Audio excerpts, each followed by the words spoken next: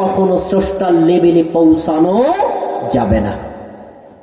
আমাদের সমাজে একটা কথা প্রচলিত আছে, এর শুধু সাধারণ মানুষরা, অনেক আলেমরাও বলে যে এই পৃথিবীর মধ্যে আল্লাহর পরে সবচেয়ে সম্মানিত ব্যক্তি হলেন মুহাম্মদ সাল্লাল্লাহু আলাইহি ওয়াসাল্লাম। এই বাক্যটা কি আপনারা কখনো শুনছেন? এটা ভুল। অনেকে আমার দিকে অবাক হয়ে তাকিয়েছেন, কিভাবে ভুল? একটা উদাহরণ দেই তাহলে বুঝবেন ভুল।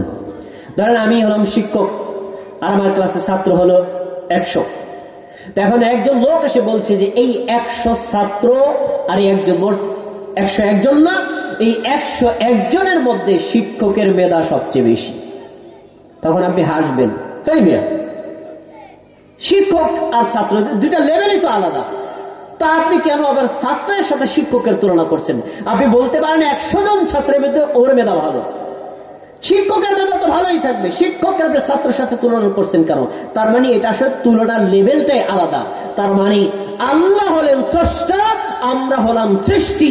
কখনো আল্লাহর সাথে মুহাম্মদ সাল্লাল্লাহু আলাইহি ওয়াসাল্লাম সহ পৃথিবীর কাউকে কম্পেয়ার করা যাবে না। আল্লাহ সর্বোচ্চ, আল্লাহ সুবহান, আল্লাহর সাথে কাউকে তুলনা করা যায় না। একথা বলতে পারেন এই সৃষ্টির মধ্যে সবচেয়ে সম্মানিত ব্যক্তি হলেন মুহাম্মদ সাল্লাল্লাহু আলাইহি ওয়াসাল্লাম। আপনি কি বুঝতে পেরেছেন স্রষ্টা আর সৃষ্টির লেভেলের ডিস্টেন্স? এটাও শিরক, শিরকে আসগর। এবার 3 নম্বর আসি শিরকে খফি, গোপন শিরক। এই গোপন শিরকটা খুবই ডেঞ্জারাস। এটা পিপিলিকার মতো চলে, কোনো সাউন্ড হয় না, আলাপ পাওয়া যায় না যে আপনার মধ্যে শিরক আছে। আমরা সাধারণ মানুষ তো দূরের কথা, অনেক সচেতন আলেমও বুঝতে পারে না তার আমলের মধ্যে, তার নিয়তের মধ্যে, তার কর্মের মধ্যে শিরক আছে। এজন্য রাসূলুল্লাহ সাল্লাল্লাহু আলাইহি সাল্লাম এই শিরকের ব্যাপারে খুব বেশি ভয় করেছেন এই জাতিকে নিয়ে।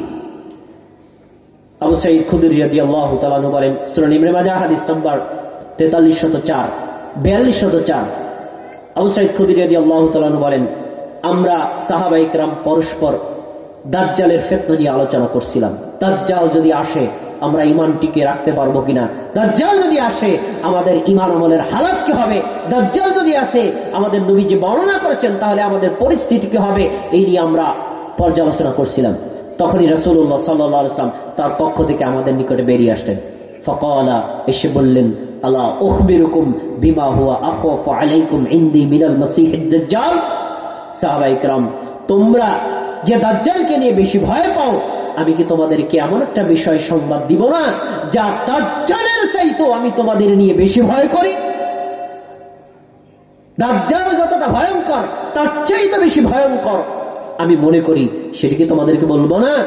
কুল্লা বালা ইয়া রাসূলুল্লাহ, আমরা বললাম হ্যাঁ আল্লাহ রাসূল আপনি বলেন, এটা আবার কি যা দাজ্জালের চাইতে বেশি ফিতনা করে? তখন রাসূলুল্লাহ সাল্লাল্লাহু আলাইহি ওয়াসাল্লাম বললেন, আশ-শিরকুল খফি, দাজ্জালের চাইতে যেটি ভয়ঙ্কর সেটা হলো শিরকে খফি, গোপন শিরক। আমরা এটাকে যদি এভাবে বলি যে প্রকাশ্য শত্রু আর অপ্রকাশ্য শত্রুর মধ্যে অপ্রকাশ্য শত্রু বেশি ভয়ঙ্কর। প্রকাশ্য শত্রু দেখা যায় উনি আমার শত্রুতা করছে, আমি এটাকে হ্যান্ড ওভার করতে পারবো, আমি এটাকে ট্যাকল দিতে পারবো। কিন্তু গোপনে যদি কেউ শত্রুতা করে সেটা দেখাও যায় না, প্রতিরোধ করার কোনো সুযোগ থাকে না। দাজ্জাল যদি আপনার সামনে আসে তখন আপনি বুঝতে পারবেন এই হলো দাজ্জাল। আল্লাহ রাসূল এই সকল নিদর্শন বলেছেন, আপনি আত্মরক্ষা করতে পারবেন। আর শিরকে খফি হলে এতটা ভয়ঙ্কর আপনি নিজেই বুঝতে পারছেন না যে আপনার মধ্যে এই শিরক আছে। রাসূলুল্লাহ সাল্লাল্লাহু আলাইহি ওয়াসাল্লাম একটা উদাহরণ দিয়েছেন, একটা উদাহরণের মাধ্যমে আপনি বুঝে যাবেন শিরকে খফিটা কি। আপনারা কি সবাই আমার কথা শুনছেন? সবাই উত্তর দেন, আমার কথা শুনছেন তো? শেষ করে দিন, শেষ করে দিন। ওকে, ঠিক আছে, খুব মনোযোগ দিয়ে শুনবেন। একটা উদাহরণ শিরকে খফি বোঝার জন্য যথেষ্ট। এই উদাহরণটা আমার না, এই হাদিসেই আমাদের নবী বলেছেন। রাসূলুল্লাহ সাল্লাল্লাহু আলাইহি ওয়াসাল্লাম বলছেন, আইয়াকুমার রাজুলু ইউসাল্লি। সবাই আমার দিকে তাকান। একজন ব্যক্তি নামাজে দাঁড়াইছে, ফায়ুযায়্যিনু সালাতাহু লিমা ইয়ারা মিন নাজরিন রাজুলিন। নামাজে দাঁড়িয়ে লোকটা লক্ষ্য করছে পার্শ্ববর্তী কোন ব্যক্তি তার নামাজ দেখছে। এই পিছনে তাকাবেন, আমার দিক তাকান, সবাই আমার দিক তাকান। আল্লাহু আকবার বলে আমি নামাজে দাঁড়ালাম। আমার এখন দৃষ্টি থাকবে কোথায় বলেন তো? দাঁড়ানোর পরে সাজদার স্থানে না? আচ্ছা, আমি সাজদার স্থানে দৃষ্টি রাখলেও এই পার্শ্ববর্তী এই যে আমার উস্তাদ শেখ আহমদ আলী রহমান, ইনি আমার পাশে আছেন, আমি কিন্তু দাঁড়িয়ে অনুভব করতে পারবো ওনার দৃষ্টিটা কোন দিকে। অনুভব করা যায় না? যায় না?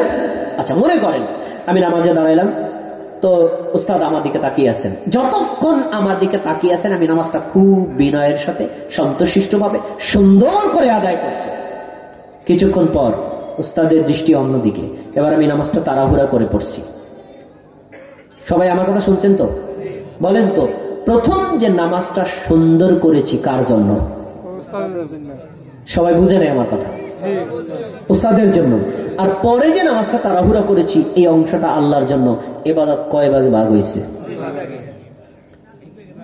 একটা অংশ সুন্দর করেছি এই উস্তাদকে দেখানোর জন্য। কেন? আজকে আমি এখানের বক্তা, তা আমি এখানে আজকের আলোচক। যদি তিনি মনে করেন কি বক্তা এনেছে মনোয়ার হোসেন, তা তো নামাজই ভালো না, এজন্য নামাজটা সুন্দর করে পড়তে হয় না। তাই উস্তাদকে সন্তুষ্ট করার জন্য নামাজটা সুন্দর করলাম, আর উস্তাদ যখন দেখে না তখন নামাজটা তাড়াহুড়া করে পড়লাম। এরকম ইবাদতকারী বাংলার জমিনে আছে না নাই? নাই? আমি আরেকটু প্রুফ করি আপনাকে। মাগরিবের ফরজ নামাজ কয় রাকাত? 3 রাকাত। সবাই বলেন কয় রাকাত? 3 রাকাত। প্রথম 2 রাকাতে ইমাম সাহেব কেরাত কি আস্তে পড়েন না জোরে পড়েন? জোরে পড়ে। আস্তে পড়েন? জোরে। খেয়াল করে উত্তর দিবেন। জোরে না? প্রথম রাকাতে সূরা ফাতিহা জোরে, সাথে একটা কেরাত জোরে। দ্বিতীয় রাকাতে সূরা ফাতিহা জোরে, তার সাথে অন্য একটা কেরাত জোরে। আচ্ছা, এবার তৃতীয় রাকাতে কি পড়েন তিনি? শুধু সূরা ফাতিহা, আস্তে না জোরে? আস্তে। আচ্ছা, এবার আপনাকে আমি জাস্ট ট্রাই করার জন্য বলবো, আপনি একদিন নিয়মিত পড়েন কিনা আমি জানি না, একদিন একটু ট্রাই করবেন যে ইমামের পিছনে প্রথম রাকাতে সূরা ফাতিহা পড়বেন, দেখবেন তার সাথে সাথে পড়ে শেষ করা যায়। দ্বিতীয় রাকাতে সূরা ফাতিহা পড়বেন, দেখবেন পড়ে শেষ করা যায়। তৃতীয় রাকাতে যদি সূরা ফাতিহা পড়েন, আমি চ্যালেঞ্জ করে বললাম পুরা শেষ করতে পারবেন না।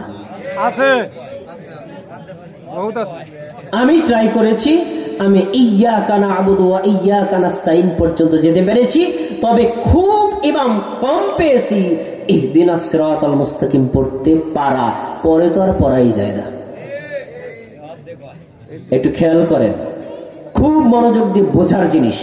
প্রথম রাকাতে সূরা ফাতিহার আয়াত ছিল 7টি, দ্বিতীয় রাকাতে সূরা ফাতিহার আয়াত হয়েছে কয়টি? শেষ রাকাতে কি সূরা ফাতিহার আয়াত কমে গেছে? তাহলে টাইম কম লাগলো কেন? এইটাই ভাবনার বিষয়। সময় কম লাগার কারণটা কি? কারণ এই এলাকাবাসী মনোযোগ দিয়ে শোনেন, মা বোনেরা মনোযোগ দিয়ে শোনেন, এলাকার আলেমরা মনোযোগ দিয়ে শোনেন, আলেম যারা আছেন, ইমাম যারা আছেন তারাও মনোযোগ দিয়ে শোনেন। প্রথম রাকাতে সূরা ফাতিহা সুন্দর করে পড়েছে কেন? মুসল্লিরা শোনে তাই। দ্বিতীয় রাকাতে সূরা ফাতিহা সুন্দর করে পড়েছে কেন? মুসল্লিরা শোনে তাই। আর তৃতীয় রাকাতে তাড়াহুড়া করে পড়েছে কেন? মুসল্লিরা শোনে না তাই। এবার 2 ভাগে ভাগ হয়ে গেছে। প্রথম 2 রাকাত পড়েছে ইমাম সাহেব মুসল্লিদের সন্তুষ্ট করার জন্য, আর তৃতীয় রাকাত পড়েছে আল্লাহর জন্য। ইবাদত 2 ভাগে ভাগ হয়েছে।